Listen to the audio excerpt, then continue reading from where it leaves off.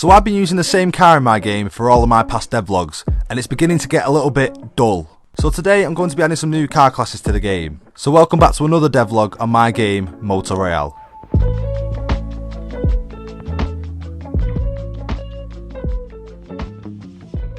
So Royale is going to be all about variety, so it's important to have a few different groups of cars for the player to drive. The current 4x4 is great, but it lacks a lot of detail which I'm looking for in Royale. As I've said before, since I'm going to be doing this project solo, and I'm not very good at modelling, I think a low poly art style is the best way forward. Low poly art covers a huge range of poly counts, but I want mine to be in the range of 2,000 to 3,000 where we can still see some details of the car. The different car types depend on the different game modes we want to implement into Royale. As I've said before, I'm looking at a range of different modes from rallycross to demolition derbies and even NASCAR. As a result, we need different types of car classes to race these different game modes. For now, the 6 different types I want are 4x4, retro, sport, rally, formula and muscle. I think this gives us a good base to build on, and some of these cars can then be used across multiple race types. Since we need our 4x4 to be updated, I'm going to start with that model first. So I found the best way to model cars is to find a set of blueprints on the internet and apply the vertices of the mesh to the blueprint. Here is one I found for a 4x4 resembling the one we already have. So I'll get this modelled as best I can and then come back to you and have something that looks like a car.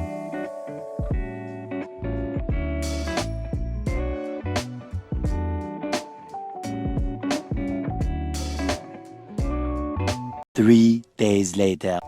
So now I've finished the model and imported it into Unreal Engine. We can see it has more detail than the original 4x4, but it's still quite simple. But I still need to set up the car inside the engine in order to drive it. The way to do this is quite simple. I've created some logic inside of the car actor, which searches for specific sockets on the skeletal mesh. We then map each of the 4 wheels onto their corresponding sockets, and this is a way we can change where the wheels are located inside the same car pawn. In order to make the car spawning process easier, I have also created a data table which has different car values which are set during spawn. I have also created a data structure of the different car stats that I'll need, from meshes to the suspension stats to the actual speed of the cars. I have also just quickly created a track in the landscaper tool in order to test our cars on different track layouts. So now we have all this set up, it's time to drive. And yeah, the car drives perfectly. That's better. And here is the final result for the 4x4, so 1 down and 5 to go. And since the process is the same for all the cars, I'll get the rest modelled and come back to you when they're all done and added to the game.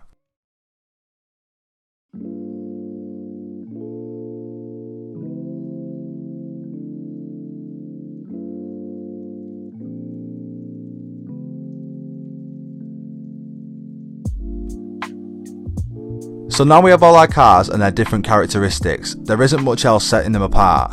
I'm going to change this and make the car's grip change when driving on different surfaces. We can do this by returning the current surface type of the suspension line trace. This allows us to change the car's characteristics based on the surface they are on. Firstly, I created 2 new physics surfaces, dirt and tarmac. I then made physics materials for each of them and changed their physical surface to each respectively. When shooting a line trace at an object, we can return the surface type back as an enumerator. This will then tell us which surface type our tyres are on. I then created a simple function which will switch on the different surface types and change the tyre's grip based on the parameters given by the car data table. We can see that now a Formula 1 car will be very grippy on tarmac but will spin out when on dirt as they are not designed for that terrain type. On the other hand, a 4x4 car has a lot more grip on dirt so it can turn a lot easier. Obviously a Formula 1 car would be faster than a 4x4 on tarmac, but it would lack a lot of grip on the dirt tracks which a 4x4 would make up for, so it's all about finding the balance.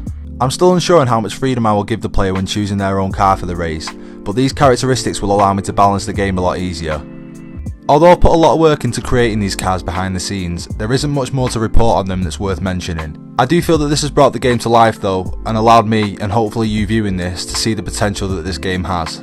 As always, I really appreciate the support and it's very motivating to see that people are interested in the game, so thank you for that. I'd really appreciate any interactions with this video as well, as they go a long way, so please make sure you like and subscribe to be brought back to my future content. As always, I'd appreciate any feedback, whether it be positive or negative, as it helps me in the end product. That's all from me then, so thanks for watching.